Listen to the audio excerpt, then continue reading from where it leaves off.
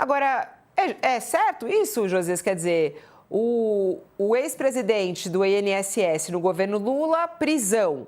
Agora, o ex-presidente e ex-ministro do governo Bolsonaro, tornozeleira eletrônica, André Mendonça, foi parcial aí? Preciso ver a natureza dos crimes atribuídos a cada um, né, Fabiola? Pode ser a decisão judicial, pode ser questionada, pode ser analisada.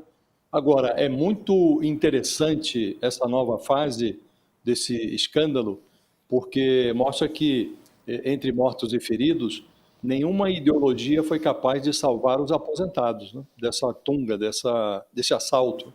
E, no momento, há um esforço de cada facção política para puxar a brasa da defesa dos velhinhos para a sua sardinha e jogar no colo dos adversários o peixe podre do assalto à folha das aposentadorias. Mas ninguém se salva nesse escândalo, Fabiola. É um escândalo, isso ficou muito nítido nessa nova fase, já tinha ficado antes, mas agora ficou ainda mais evidente, é uma roubalheira pós-ideológica, né? As investigações comprometem todo mundo. Nessa fase agora, foi em cana o Alessandro Stefanuto, que é o ex-presidente do INSS, que foi indicado pelo PDT, era afiliado ao PSB, cupincha ali do Carlos Lupe, ministro da Previdência do Lula, que foi desalojado do cargo por conta desse escândalo, demorou um pouco, mas saiu, não por opção do Lula, mas por pressão, porque era impossível mantê-lo, e, simultaneamente, tem esse José Carlos Oliveira, que foi ministro do Trabalho e da Previdência do governo Bolsonaro. E é muito curioso esse aspecto que você realça, Fabiola, porque o André Mendonça, o ministro terrivelmente evangélico indicado para o Supremo pelo Bolsonaro, ele foi compelido a anotar no despacho dele que esse José Carlos Oliveira, o ex-ministro do Bolsonaro, teve um papel estratégico para a consolidação desse esquema, desse assalto contra os aposentados. E ele contribuiu com a sua atuação para o funcionamento, para a blindagem da fraude. Então, realmente é um personagem. Grudaram nele ali uma tornozeleira eletrônica, está sendo monitorado, mas não foi em cana. Talvez o ministro tenha considerado que ele não tem poder suficiente para comprometer as investigações, é algo para se observar. E também, Fabiola, é importante notar nessa linha de que todo mundo foi enlameado nesse processo, a Polícia Federal, os rapazes da polícia bateram, tocaram a campainha do deputado Euclides Petersen, que é um correligionário do Tarcísio de Freitas, é do Partido Republicanos, o braço religioso da política, o braço da Igreja Universal, é o mesmo partido do Tarcísio de Freitas. Está lá o deputado, aliás, com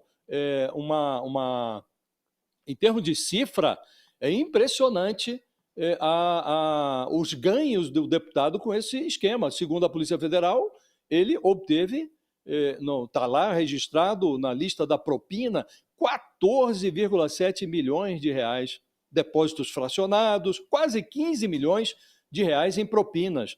Então, é realmente um escândalo portentoso, envolve todos os segmentos ideológicos.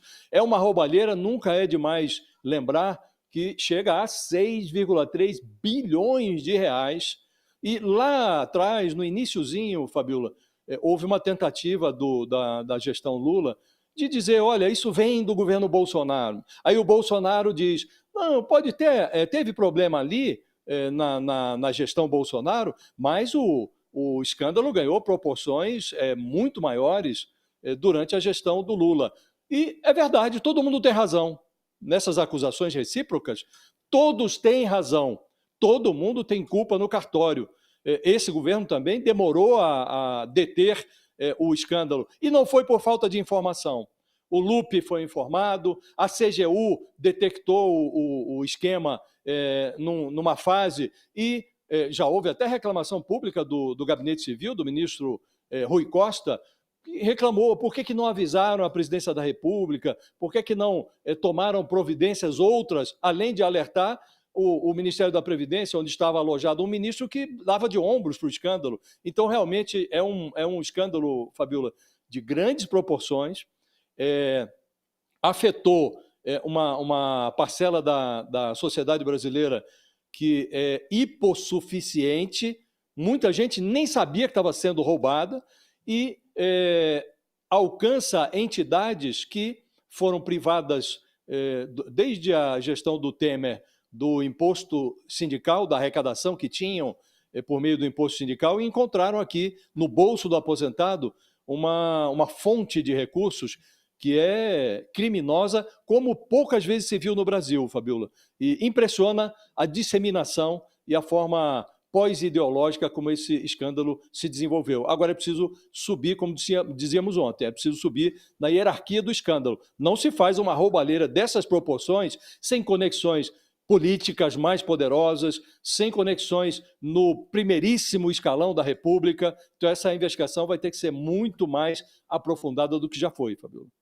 O silêncio do Lula nesse caso, não, professor Carlos Mello? Assim, o Lula, que é um sindicalista de origem, isso tem a ver com alguns sindicatos, INSS, estamos falando de aposentados. O Lula está falando pouco sobre esse assunto, que envolve o governo dele, né? O presidente Lula se preserva excessivamente nesses momentos. A gente precisa apontar para isso. Há um problema. Veja, o Carlos Lupe é um personagem que, em governos anteriores, foi ministro do Trabalho e teve ali, se não me falha a memória, também conexões ali com problemas no FAT, né, o Fundo de Amparo ao Trabalhador. E, enfim, o Carlos Lupe foi nomeado pelo presidente Lula por indicação dele mesmo, presidente do PDT. Pode-se argumentar, olha, o presidente preferia outra pessoa, mas o Lupe se impôs, não interessa. O presidente Lula é presidente da República e não poderia simplesmente entender um ministério como um feudo de um partido que possa nomear quem bem entender. Não pode ser assim. O presidente tem responsabilidade sempre. E quando eu digo presidente, qualquer presidente, este, o anterior, qualquer outro. Agora, o presidente Lula, talvez orientado pelo seu marketing, ele se preserva nesses momentos, quando na verdade tinha que aparecer e a rede nacional, porque nós estamos falando de 6 bilhões. Aliás, Fabiola, Josias, é interessante como a gente não usa mais a cifra do milhão, né? Ou usa pouco, usa para um personagem talvez até paralelo, como esse deputado de Minas Gerais. Mesmo assim, 14 bilhões não é pouco dinheiro, mas a cifra está no bilhão. Agora, vamos lembrar, tem um problema mais profundo aí. O Josias vai se lembrar disso e, com a memória prodigiosa, talvez ele recupere o caso. O caso do escândalo da Previdência, lá com uma funcionária chamada Georgina, eu não me recordo o restante do nome. Isso faz anos. Georgina de Freitas. Exatamente, Georgina de Freitas. Isso faz anos. Quer dizer, esse patrimonialismo, essa forma como se personagens políticos se jogam sobre a coisa pública, né, se apropriam da coisa pública, fazem fundos com a coisa pública, é uma coisa horrorosa. Né? E mais horrorosa ainda que afetem aposentados, né, que estão ali com o dinheiro contado das suas aposentadorias. E, é claro, uma liderança política não pode simplesmente passar ao largo dessa questão. Tem que ser mais incisivo. Tem jeito. A gente tem uma CPI em andamento para tentar descobrir quem são todos os envolvidos nisso, né? Como até disse o Josias, né, não tem ideologia que protegeu, nenhuma ideologia protegeu os aposentados, mas essa CPI também é muito curioso o que acontece, né? Teve até bate-boca e ameaça e prisão e tudo mais dentro da própria CPMI do INSS. Para quem está conosco na TV, o intervalo, e a gente continua trazendo até um bate-boca que aconteceu, envolvendo inclusive um deputado, que é esse que o Josias estava falando, que é um dos alvos da operação de ontem do INSS. Vamos lá, a CPI do INSS, ela aprovou a convocação e a quebra dos sigilos do deputado estadual Edson Araújo, do PSB do Maranhão. Ele também foi alvo nessa operação de ontem, mandados de busca e apreensão.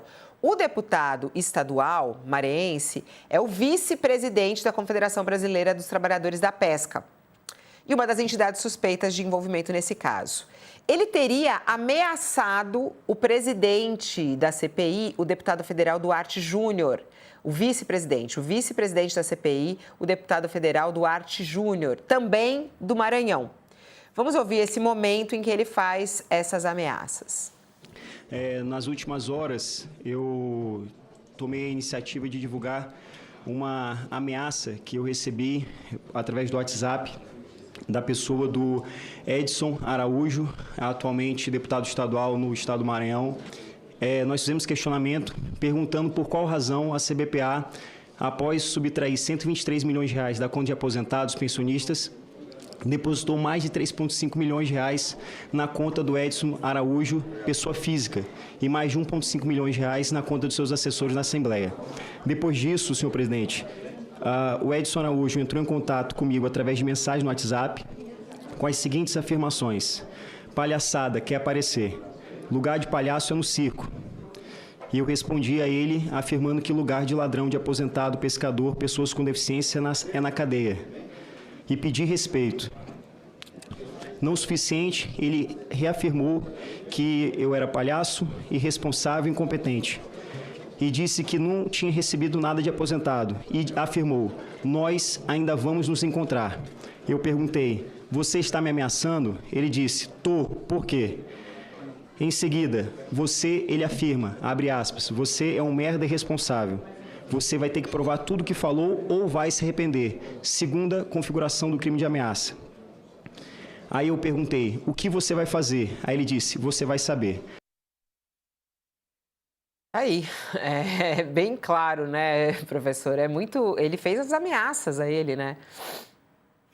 Vive um bang-bang essa história. Quando a gente acompanha as cenas da CPI, dessa CPI em especial, mas outras também vão por esse caminho, é impressionante, Fabiola, a bagunça e a agressão que permeia esses encontros todos, né? essas comissões todas. O decoro foi para o espaço. Né? O doutor Ulisses dizia, há uma versão de que, questionado sobre a qualidade da Câmara, o doutor Ulisses respondeu, espere a próxima.